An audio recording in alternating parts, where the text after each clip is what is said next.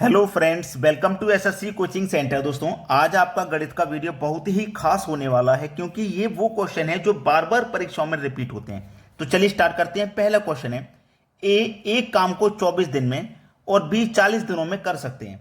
यानी कि जो ए है वो एक काम को 24 दिन में कर सकता है और जो बी है वो 40 दिन में कर सकता है। ठीक है, दोनों एक साथ मिलकर 10 दिनों तक काम करते हैं तो काम का कितना अंश बच जाता है। दोनों मिलकर के कितने दिन काम करेंगे? 10 दिन। लेकिन अभी तक हमें यह नहीं पता कि टोटल काम कितना है। तो टोटल काम पता करने के लिए दोनों का एलसीएम ले लो। 24 और 40 का एलसीएम आ जाएगा 120। 24 से आप कटाओगे 5 बार में कटेगा, 40 से कटाओगे तो 3 बार में। यानी कि ए एक दिन में 5 काम करता है और बी एक दिन में 3 काम करता है। तो दोनों अगर मिल जाएंगे तो दोनों मिलकर के एक दिन में 8 काम करेंगे। और दोनों ने मिलकर कितने दिन काम किया? 10 दिन। जब एक दिन में 8 काम करते हैं दोनों मिलकर तो 10 दिन में कितना कर लेंगे? 80 काम कर लेंगे। देखो, टोटल काम है 120 जिसमें से 80 कर लिया। 80 काम कर लिया कितने में से? 120 में से। तो बचा कितना? कटा लो भाई।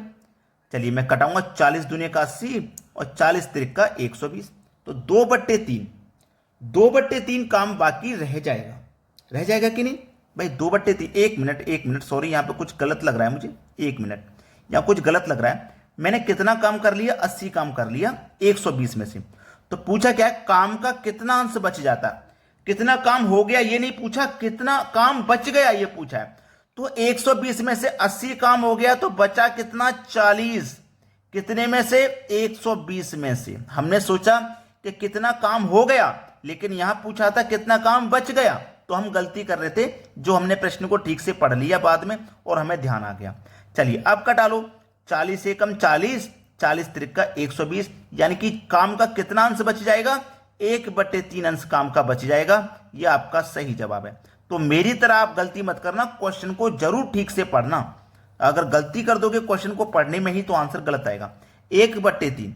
देखो, एग्जामिनर बड़ा चालाक होता है, उसने 2/3 भी रखा है। जो बच्चे मेरी तरह गलती करेंगे उनको ये आंसर भी मिल जाएगा ऑप्शन में और वो सही समझ के कर भी देंगे, लेकिन वो गलत होगा। एग्जामिनर बड़ा होशियार होता है, वो सोच सकता है कि यहां भी बच्चे पहुंच सकते हैं। चलिए अब देखते हैं अगला सवाल। अगला प्रश्न है, 60 लीटर मिश्रण में अम्ल और पानी का अनुपात 2:1 है। किस किस का? अम्ल और पानी, इनका जो अनुपात है वो 2:1 है। इसमें कितना लीटर पानी मिलाया जाए ताकि अम्ल और पानी का अनुपात 1:2 हो जाए? 1:2 हो जाए। अब इसका ट्रिक यह है कि जो मिलाया जाए या घटाया जाए उसे काम में नहीं लेते। तो हमसे क्या मिलाने की बात कर रहा है? वो पानी मिलाने की बात कर रहा, तो पानी वाला काम में नहीं लेते। जो मिलाया जाए या फिर घटाया जाए काम में नहीं लेते। पानी मिलाया जाएगा तो पानी को काम में नहीं लेंगे, या फिर पानी घटाया जाएगा तब भी पानी को काम में। जो मिलाया जाएगा या घटाया जाएगा उसको हम काम में नहीं लेते। हमारे पास मिश्रण कितना था? 60 का। बचा कितना है? 2 और 1। तो सीधा सीधा ऐसे ही लिख लो। 2 ऊपर है तो 2 ऊपर, 1 नीचे है तो 1 नीचे, सीधा ऐसा ही लिख लो। 60 का मल्टीप्लाई 2 से कर दो, 120 हो जाएगा। पहले मिश्रण था हमारा 60 लीटर, अब हो कितना गया? 120 लीटर। 60 से 120 हो गया, बढ़ा कितना? 60। जब 60 बढ़ गया है तो 60 ही तो मिलाना है। तो हमें कितना पानी मिलाना है इसमें? 60 लीटर ही तो मिलाना है। सी ऑप्शन सही जवाब हो गया। भाई हमें यह पता है कि 60 लीटर बढ़ गया तो जितना बढ़ेगा उतना ही तो मिलाना पड़ेगा। तो 60 लीटर हमें पानी मिलाना है। चलिए अब देखेंगे अगला सवाल। अगला प्रश्न है, 6 पुरुष या 12 महिलाएं किसी काम को 20 दिनों में कर सकती हैं। 8 पुरुष तथा 16 महिलाएं उसके दोगुने काम को कितने दिन में समाप्त करेंगे? देखिएगा, 6 पुरुष यानी कि 6 मैन काम को करते हैं तब भी काम 20 दिन में होता है, और 12 महिलाएं यानी कि 12 वुमेन काम को करती हैं तब भी काम 20 दिन में होता है। तो हम एक पुरुष और एक महिला का काम निकालेंगे। तो 6 दूने का 12 और 1 0, और 12 दूने का 24 और 1 0। यानी कि एक पुरुष करेगा काम तो 120 दिन में होगा और एक महिला करेगी तो 240 दिन में होगा। ठीक है, इतना क्लियर हो गया। यानी कि एक पुरुष काम को करेगा तो 120 दिन में होगा, और यदि एक महिला काम को करेगी तो 240 दिन में होगा। अगर मैं दोनों का एलसीएम ले लूंगा, दोनों का जब मैं एलसीएम ले लूंगा तो फिर क्या होगा? एलसीएम आ जाएगा 240। 120 से कटाएंगे हम, 2 बार में कटेगा। 240 से कटाएंगे तो 1 बार में कट जाएगा। प्रश्न में बोला क्या गया था, 8 पुरुष तथा 16 महिलाएं उसके दोगुने काम को कितने दिन में समाप्त करेंगे। देखिएगा, हमसे बोला है 8 पुरुष और 16 महिलाएं। एक पुरुष एक दिन में कितना काम कर रहा है, 2। तो 8 पुरुष कितना करेंगे काम एक दिन में, 8 से गुना कर दो, यानी कि 8 पुरुष 16 काम करेंगे। अब एक महिला एक दिन में एक काम कर रही है, तो 16 महिलाएं कितने करेंगे, 16 से गुना कर दो, यानी कि एक दिन में 16 काम करेंगी। ठीक है। अब बोला है इसके दोगुने काम को, काम हमारा टोटल है 240, लेकिन काम का क्या करना है, दोगुना। तो 240 का दोगुना करेंगे तो ये हो जाएगा 480। ठीक है।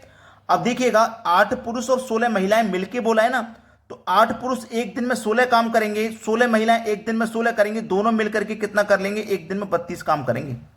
ठीक है। तो टोटल काम 480 है, एक दिन में ये 32 करेंगे। देखो कटा लो, 16 दूने का 32, 16 त्रिका 48 और एक 0 यानी कि 30। 2 से कटाएंगे 30 को, तो ये 15 बार में कट जाएगा, यानी कि 15 दिन में कर लेंगे काम को खत्म। सी ऑप्शन प्रश्न का बिल्कुल सही जवाब है। अब देखते हैं अगला सवाल। अगला प्रश्न है, यदि 20 + 15 = 24 और 64 + 13 = 42, तो 11 + 28 का मान क्या होगा। देखिएगा, रीजनिंग का सवाल है ये, और रीजनिंग में कोई ना कोई लॉजिक तो ऐसा होगा जिससे 20 और 15 से आप 24 बना सकते हैं। अगर आप जोड़ेंगे तो नहीं बनेगा, लेकिन लॉजिक तो फिर भी कोई ना कोई होगा। तो देखिएगा, ये मेरे पास बोला गया है कि 20 + 15 का कुछ ना कुछ करके मैं 24 बनाऊं। अगर मैं इन दोनों को आपस में जोड़ता हूं तो 2 और 0 को जोड़ूंगा 2 मिलेगा, इनको आपस में जोड़ता हूं 5 और 1 को जोड़ूंगा 6 मिलेगा, और दोनों को वापस जोड़ूंगा मैं तो 6 और 2 8 मिलेगा, लेकिन मुझे चाहिए 24। अगर इस 8 का मैं 3 से गुना कर दूं तो मुझे 24 मिल जाएगा। अगर यही नियम आगे फॉलो हो जाएगा तो फिर मेरा कॉन्सेप्ट सही है। देखिएगा, इन दोनों को जोड़ो आपस में, 8 और 6, वो 6 और 4 10, इन दोनों को भी जोड़ो, 4 हो जाएगा, वापस जोड़ लो 14 हो जाएगा। 14 हो गया ना। यहां 3 से गुना किया तो मैं यहां भी 3 से गुना कर दूं, 14 त्रिका 42, और मेरा 42 ही दिया गया, यानी कि जो लॉजिक मेरा यहां लगा वही यहां पे लगा है, उसी लॉजिक से मेरा आंसर आ जाएगा। यानी कि 11 + 28 बराबर क्या है, अब हम पता कर सकते हैं। आपस में जोड़ेंगे तो 1 और 1 2 हो जाएगा, 2 और 8 10 हो जाएगा, दोनों को जोड़ो, 2 और 10 12।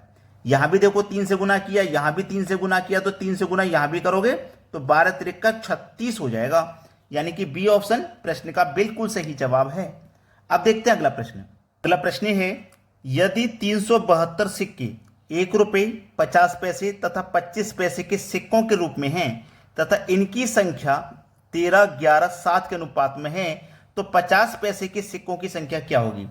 हमारे पास देखिएगा 1 रुपया 50 पैसा और 25 पैसे के सिक्के हैं, इनका अनुपात है 13, 11 और 7, ये हमारे पास इनका अनुपात है। हमारे पास योग कितना है, देखिएगा 372।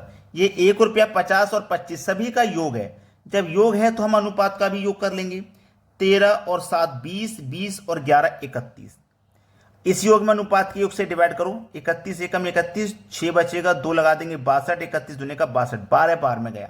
बोला है 50 पैसों के सिक्कों की संख्या क्या होगी, तो 50 पैसे के सिक्कों का अनुपात कितना है, 11। तो मैं 12 का मल्टीप्लाई 11 से कर दूंगा, 12 का मल्टीप्लाई 11 से कर दूंगा तो कितना हो जाएगा, 132 होता है। आपके प्रश्न का आंसर आ जाएगा 132, जो कि बी ऑप्शन में दिया गया है। चलिए अब देखते हैं अगला सवाल। अगला प्रश्न है, एक थैले में 155 रुपए हैं, 1 रुपये 50 पैसे तथा 10 पैसे के सिक्कों के रूप में हैं, इनका अनुपात इतना है, तो प्रत्येक प्रकार के सिक्कों की संख्या ज्ञात कीजिए। एक प्रश्न हमने इससे पहले जो देखा है और इस प्रश्न को हम देख रहे हैं, दोनों में अलग अलग है। पिछले प्रश्न में सिक्के दिए गए थे, इसमें रुपए हैं, है ना, याद रखना। पिछले प्रश्न में सिक्के थे और इसमें रुपए हैं, ठीक है, याद रखना, ये चीज जरूरी है। अगर ये कॉन्सेप्ट नहीं सीखे तो फिर भूल जाओगे। हमारे पास 1 रुपया 50 पैसा और 10 रुपये का अनुपात है 3:5:7। अब देखिएगा हमारे पास क्या है, जब रुपए हैं ना तो हम इनको भी रुपए में बनाएंगे। 1 रुपये के 3 सिक्के हैं, मतलब 3 रुपये हो गए। 50 पैसे के 5 सिक्के हैं, मतलब 2.5 रुपया हो गया, 2.5, और 10 पैसे के 7 सिक्के हैं, तो इसका मतलब 10.70 पैसे हो गए। ठीक है। अब देखिए हमारे पास ये रुपए थे ना 155, ये रुपए हैं, और इनको भी हमने रुपए में चेंज कर लिया, तो 3 रुपये और 2 रुपये 5 रुपया, 5 और 50 पैसे ये, 70 पैसे ये, 50 पैसे ये और 70 पैसे ये, तो 3 और 2 5, तो 6 रुपया 20 पैसे हो जाएंगे। ये हो जाएंगे 6 रुपया 20 पैसे, 6.2। तो यहां से मैं दशमलव को हटाऊंगा तो ऊपर एक जीरो लग जाएगा, ये 62 हो गया। अब 2 से कटा दूंगा 62 को 31 बार में, और 2 से जब इसको कटाऊंगा 2 सत्ते 14, एक बचेगा 15, 2 सत्ते 14, एक बचेगा 10, 2 पंजे 10। और 31 से जब मैं कटाऊंगा 725 को, तो ये 25 बार में कट जाएगा, कट गया ना। अब 25 का मल्टीप्लाई 3 से करो तो 75। याद रखना हमारे पास 1 रुपए का अनुपात 3 है, 50 पैसे का 5 है और 10 पैसे का 70 है। हमसे प्रत्येक प्रकार की संख्या पूछी थी, तो हम सब में मल्टीप्लाई करेंगे। 3 से मल्टीप्लाई किया 75, 5 से करूंगा 25 का मल्टीप्लाई तो 125, और 7 से करूंगा तो 175। तो हमारे पास प्रत्येक प्रकार के सिक्कों की संख्या हो जाएगी 75, 125, 175, 75, 125, 175। बी ऑप्शन प्रश्न का बिल्कुल सही जवाब है। लाइक अगर आपने अभी तक वीडियो को नहीं किया तो लाइक कर दो, शेयर नहीं किया तो शेयर कर दीजिए। ठीक है दोस्तों, धन्यवाद।